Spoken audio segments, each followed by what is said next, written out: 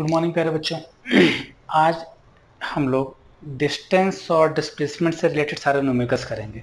Last video में अगर आपको याद हो तो हम लोगों ने डिस्टेंस डिस्प्लेसमेंट की थ्योरी बहुत अच्छे तरीके से डेवलप कर ली थी, सब कुछ ऐसे सीख लिया था। बट अगर कोई डाउट हो तो आप कमेंट सेक्शन में जरूर लिख देना कि हाँ सर इस चीज़ में मुझे डाउट है, लेकिन आप न्यूमेरिकल्स है तो आप न्यूमेरिकल सेक्शन में सारी चीज़ें क्लियर कर दूंगा। बट चूंकि उन क्वेश्चंस में जाने से पहले आज का एक motivational quote, day by day जब भी हम लोग वीडियो बनाते हैं तो कुछ ना कुछ मोटिवेशनल कोट्स अपने दिमाग में जरूर रखते हैं ताकि लाइफ में जो गोल अचीव करना चाहते हैं उसे आसानी से कर सकें। देखो चलो, you are going to make it, it will be hard but you are going to make it. Simple सी बात, जो तुमने सक्सेस के लिए अपना निशाना लगाना है उसके लिए तुम्हें जो भी प्राइस पे करनी होगी तुम्हें करना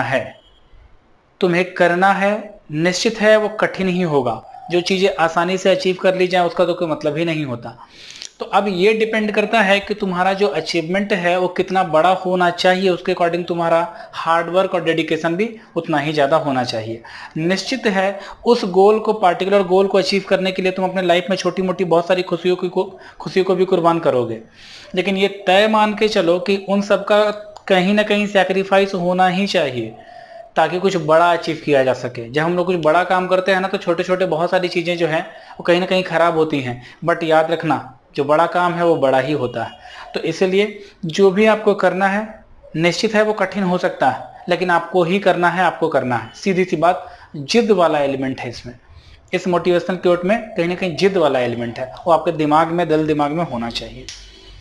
चलिए आइए तो अब कर लेते हैं न्यूमेरिकल्स का स्टार्ट। पहला क्वेश्चन बेसिक लेवल का ही है। अगर मुझे ऐसा लगे या तुम्हें ऐसा लगे कि नहीं सर मैं सारे क्वेश्चन खुद ब खुद कर सकता हूं तो वीडियो को पॉज कर लो, बिना देखे हुए इसका सॉल्यूशन कर लो और फिर उसके बाद कंपैरिजन कर लेना। और अगर नहीं बनता तब तो आपको ये पूरा वीडियो देखना ही चाहिए। आ जाइए जरा देखिए, सबसे पहला क्वेश्चन क्या कह रहा है हमसे, देखें जरा। सबसे पहला क्वेश्चन कह रहा है particle moves on a circular path of radius r if complete one revolution in 40 seconds, find distance and displacement in 2 minutes 20 seconds। Simple ये है कि एक मैं पहले का सॉल्यूशन लिख रहा हूं, जरा देखो। एक सर्कुलर ट्रैक है ऐसा, लो मैंने बना दिया, एक सर्कुलर ट्रैक है। अब इसमें कहीं ना कहीं पार्टिकल का मोशन स्टार्ट कोई ना कोई पॉइंट पर तो होगा। मान लिया जाए वो पॉइंट ए है जहां से पार्टिकल ने अपना मोशन स्टार्ट किया है, और मुझे पता है कि अगेन ए, बी और फिर अगेन ए आने में इसे कितना टाइम लगने वाला है, 40 सेकंड, क्योंकि ऐसा क्वेश्चन में दिया गया है।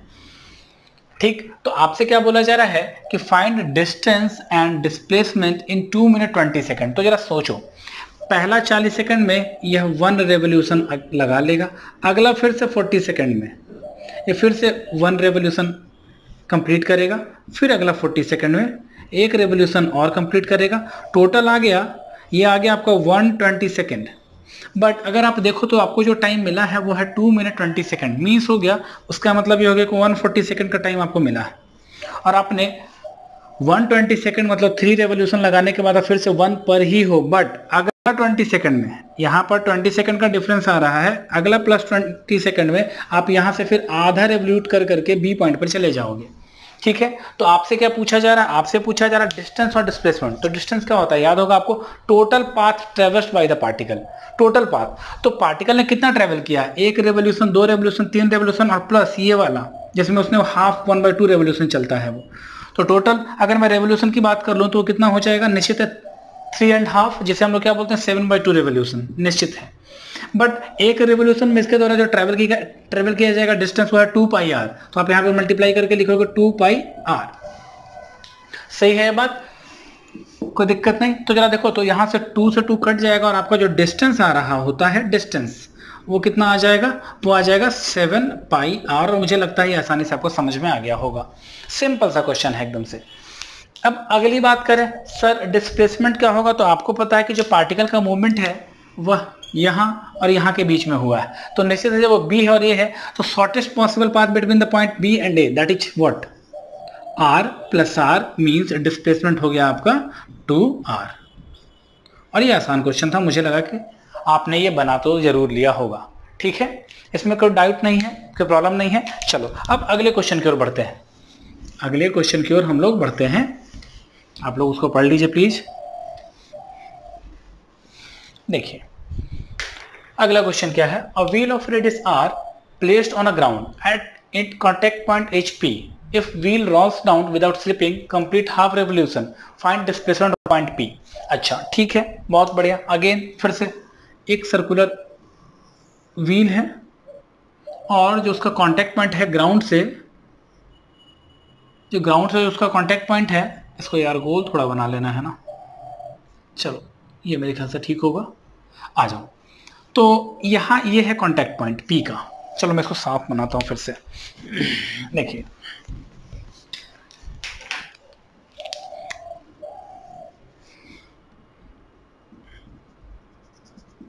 चलो ये है कांटेक्ट पॉइंट P।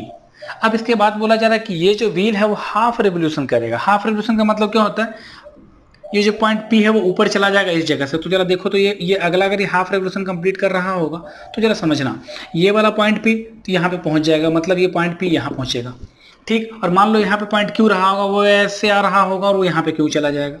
ये तो तय है, निश्चित है ना। इस वाले लाइन के अकॉर्डिंग जब वो चलेगा तो ये यहाँ से यहाँ, तो जरा सोचो यहाँ से यहाँ का जो लेंथ है जो कि जमीन पे बिछ गया होगा ऐसे, वो कितना होगा, टोटल होता है 2πr। तो यहाँ से यहाँ की दूरी कितनी रही होगी, निश्चित है πr। बिल्कुल समझ में आ रहा है क्या, ठीक। चलो अब अगली बात, P और Q के बीच का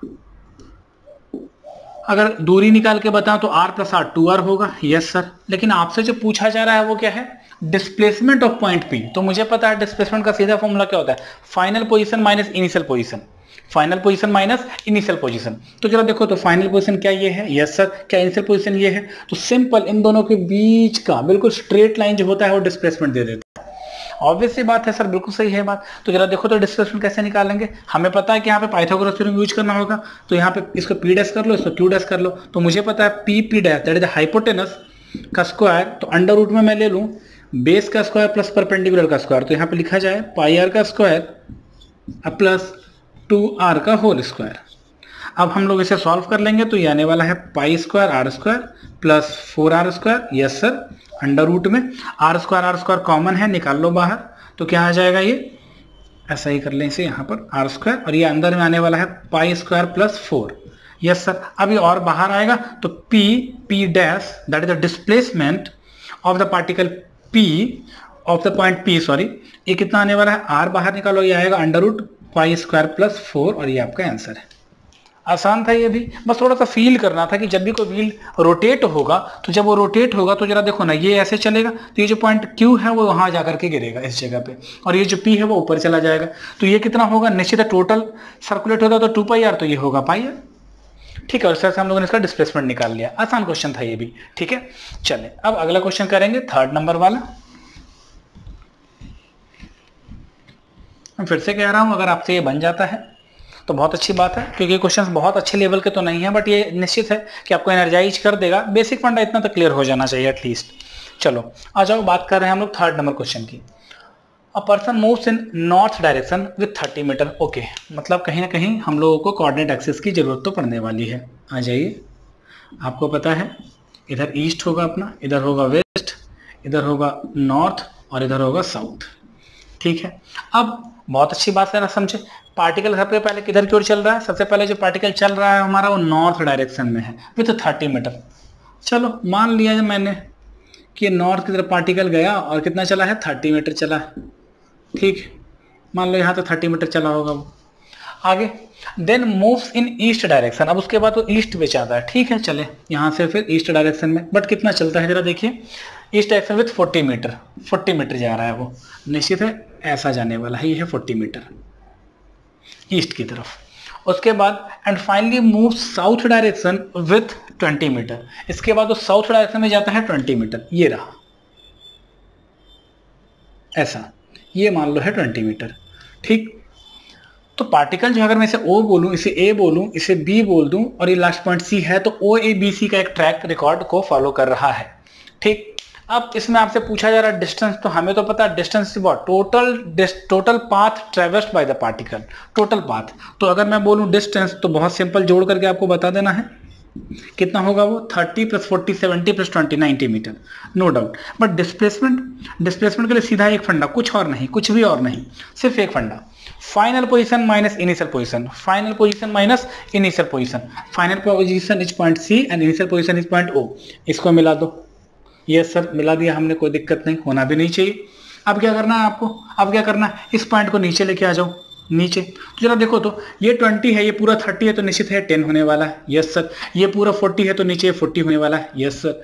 तो ये निकालेंगे कैसे, निश्चित है पाइथागोरस थ्योरम से। तो डिस्प्लेसमेंट बराबर ओसी है, बराबर क्या हो जाएगा, अंडर रूट व्हाट, 40 का स्क्वायर प्लस 10 का स्क्वायर। अरे बोलो हाँ सही है।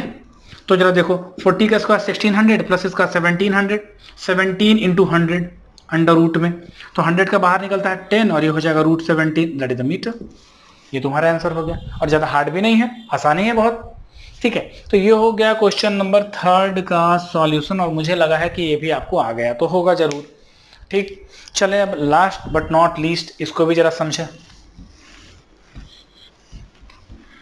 चलो क्वेश्चन नंबर 4, जरा इसको भी पढ़ लेते हैं। क्या है ये, a man moves in east direction with 4 metre. चलो तो ऐसा करें, then moves in north direction with 3 metre, after that he climbs up a pole of height 12 metre.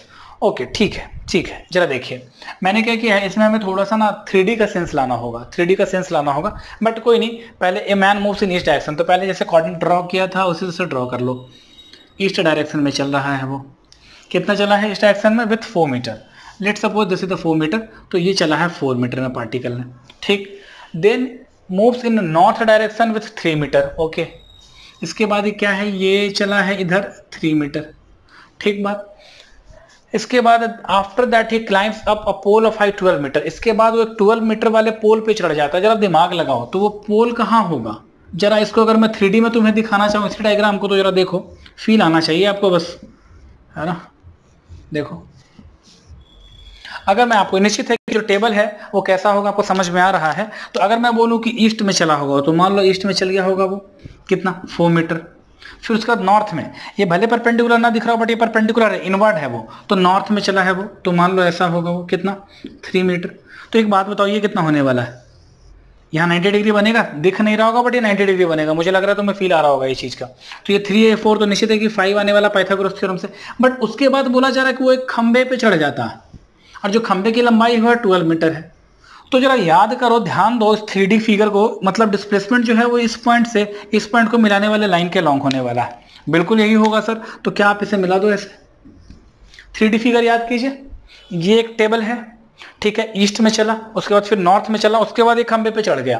तो ये पॉइंट और वो ये पॉइंट दोनों को मिलाएंगे, इसे डिस्प्लेसमेंट बोलेंगे। डिस्टेंस की बात करें तो सीधा सबको जोड़ दो, 4 + 3 + 12, 12 + 3 15 और 4 19। तो डिस्टेंस जो है आपका वो आने वाला है 19 मीटर, नो डाउट, बहुत आसानी से। बट डिस्प्लेसमेंट, तो जरा देखो इस वाले को जरा चेक करो, अब इस वाले को चेक करो, ये भी एक ट्रायंगल है, ये भी एक ट्रायंगल है, 3D में फील करें जरा इसको। ये ट्रायंगल है, ये 12, ये 5, तो पाइथागोरस थ्योरम लगाओगे तो आएगा कितना, 13 मीटर। और निश्चित है जो डिस्प्लेसमेंट होगा वो कितना आने वाला है, 13 मीटर। कैसे, कैसा आ रहा है वो, 5 ऐसे आ रहा है, 12 ऐसे आ रहा है, तो ये वाला लाइन है ना, यही तो है। ये ऐसे, तो हम लोगों ने ये ट्रायंगल के लिए ये बेस मान लिया, ये परपेंडिकुलर मान लिया, तो ये हाइपोटेन्यूज हो गया, और हाइपोटेन्यूज हमने निकाला वो 13 मीटर आएगा। निश्चित है 12 और 5 का हाइपोटेन्यूज तो 13 ही आता है। क्या ये बात समझ में आएगा? ये थोड़ा सा 3D का फीलिंग वाला क्वेश्चन था, बट ये क्वेश्चन आसानी था। ठीक है, मुझे लग रहा है, ये उम्मीद कि आपको बिल्कुल समझ में आया होगा। तो अब हम लोग थ्योरी सेक्शन में कुछ आगे बढ़ेंगे, जिसमें स्पीड की परिकल्पना की जाएगी, स्पीड के बारे में चर्चा की जाएगी। ठीक है।